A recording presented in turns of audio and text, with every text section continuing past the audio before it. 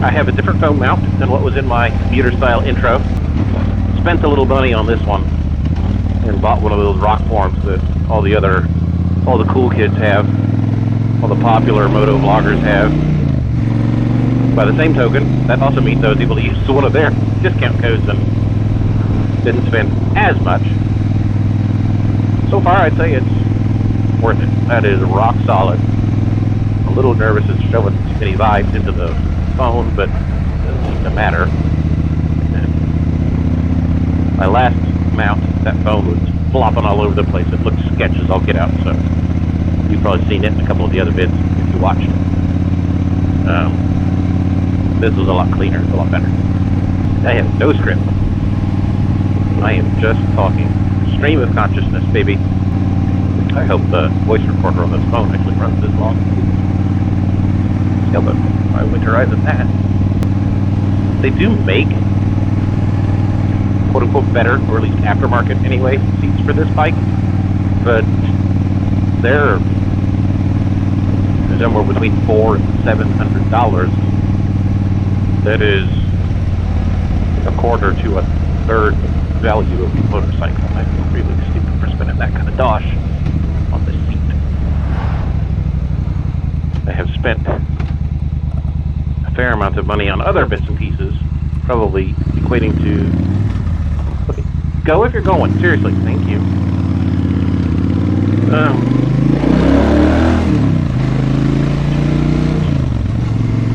But those other accessories, namely the rock form and this windshield, between them were not cheap. They can actually move to a different bike. Seats not. Same with these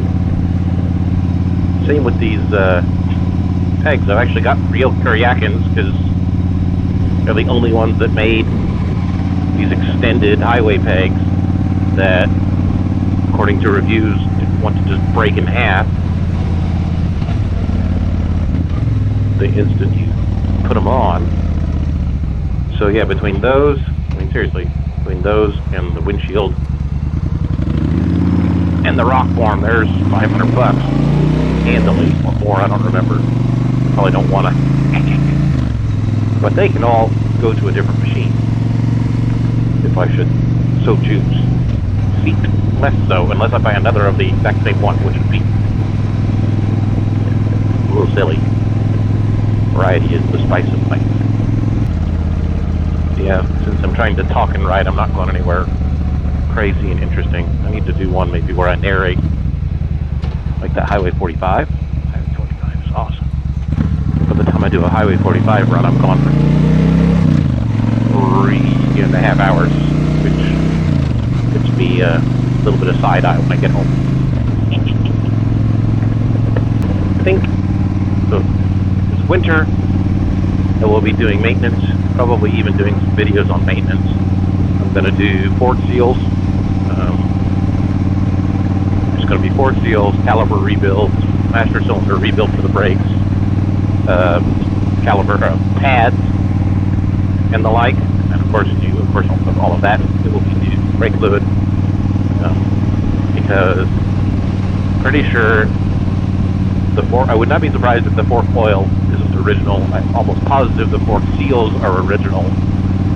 I'm pretty sure the brake pads and all of the seals and bits of rubber in the braking system are also all original. This is a 2003, which means they are 17 plus years old, which is right about the time they start getting brittle and hard and not working as well. I guess they thought they're right. I thought I wanted to, because I can. I don't want to do that bad.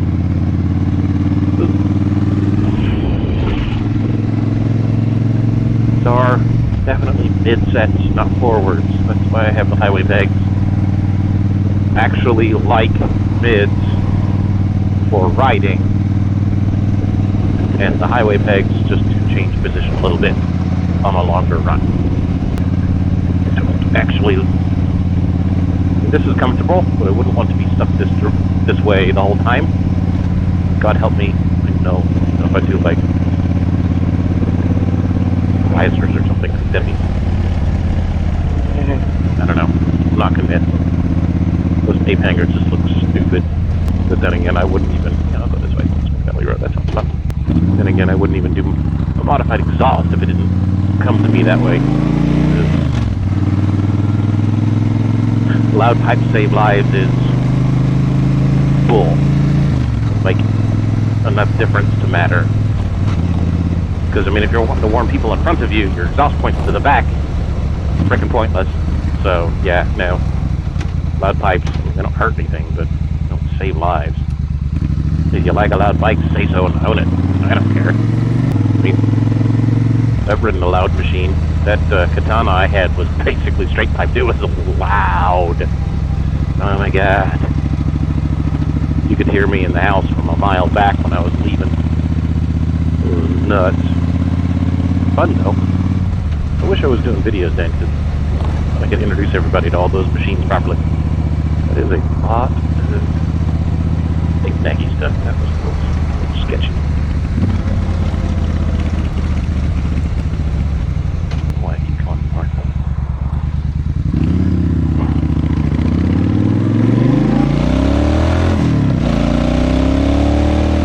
Anybody's actually watching the comment, let me know if you actually want to hear me talk or not, or if you want me to just shut up and ride like I usually do. Open to suggestions, I guess, on where to go. Keeping in mind, have some distance limitations generally. I have some road goals, but I don't live close to any of those, and the odds of me getting there with a bike are going to be pretty small these days, but good to have goals. I would love to take a ride down the BRP, Blue Ridge Parkway, because it's famous. I'm going to list off all the famous ones that I'd love to go ride on. Not sure I want to take on Fuels Gap, mostly because I think anymore it's gotten pretty crowded. Although maybe with COVID, it would be less so. But by the same token, I'm not that big of a adrenaline junkie. I'm sure it's pretty and scenic, but the problem is there are so many nut jobs who are adrenaline junkies where I am not likely to, I want to claim I'm not likely to ride beyond my abilities and just kind of poke. Don't trust some other nut to not come careening wide, run into me. And so I don't really feel like playing that game. So I've got those two, would be awesome. Love to take a ride. This is a little more locally. I'd like to take this bike all the way down 135 to like Freetown. Done that before, but that was when I lived in Columbus, so it wasn't quite as far. But I'd love to from here. Actually, probably going to cross 135 here in just a few minutes. You can point south from here, and it'll take you through a couple of small towns. You hit Little Nashville. You'll skip over on 46 for a couple of miles and pick up 135 again going south, and that takes you to do some really cool stuff. For Hoosier land anyway. I'd love to get a run down to Freetown and back. Because if you go that far down, you can slide over on a different highway, and I can take a different road. And get a couple of videos out of that. That should be awesome. Fun to take a spin on 46. Speaking of, head over to Terre Haute. Not that Terre Haute as a destination is specifically appealing, although it appeals to me. That's my alma mater over there. So maybe a softer spot for T8 than some people might think. But the trip there on 46 is scenic and pretty. Go through Bloomington, take it or leave that. But the drive around there is just gorgeous. All four of our hills are that direction. I don't go east very often from home, because unless you go basically to Batesville, or that far out anyway, Batesville, Oldenburg, Metamora type area, it's just straight and flat. As if anybody watched my Shelbyville run saw. It's not unfun. You're still on a motorcycle, which means you're having a better time than most normies. But, there's more fun than a car, and then there's I found a sweet spot. I will say, though, there were a couple of stretches we were on that group ride. I thank our leader for organizing that one. There were some awesome little stretches there. One nice big chunk that I left in that highlight video in its entirety. 5 miles of just glory. Try to remember the advice of some of the smarter riders than I am. Keep space between you and the car, slow on, slow off the throttle, smooth input, etc., etc., etc. Big-ish engine with a big flywheel effect. Still no excuse for bad technique, even though it can cover for a lot. See the brake light through the windshield. There you are. Yeah, I've got thin gloves on, but it's sporty-ish. And this barn door in front of me actually deflects most of the wind off. I'm actually just fine. I'm impressed. So this is the Slipstreamer Enterprise 2? I forget. It's one of those. Enterprise or Enterprise 2. I think it's basically literally the biggest windshield they've got. And maybe makes the bike look a little dorky, but dude, it is so worth it in terms of comfort. I have no pressure on my chest. Buffeting is livable. I've got it lowered as low as it can go reasonably on this bike, which helped a lot because that makes it hit, makes all the wind hit more or less up my forehead, and that cuts down the noise quite a bit. When it went over the top of my head, you got a gnarly buffet on the interstate. So to thank Sena for making a nice little product here. I've got an older one. Probably doesn't have this 50 Bluetooth mesh stuff that's in all the fancy new ones, but I don't actually use it for a rider-to-rider communicator ever. I got it entirely for its Bluetooth capability. If I'm out and about and the missus needs my attention, she can call me. I can actually speak to her. And it works.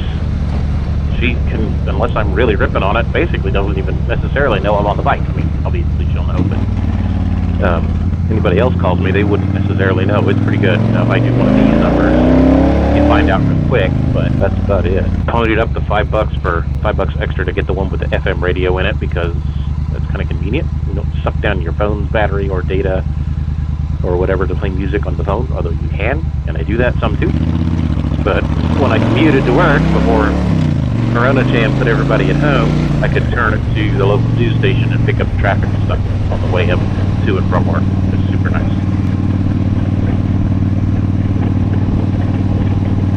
I am going to fill up as close to home as possible.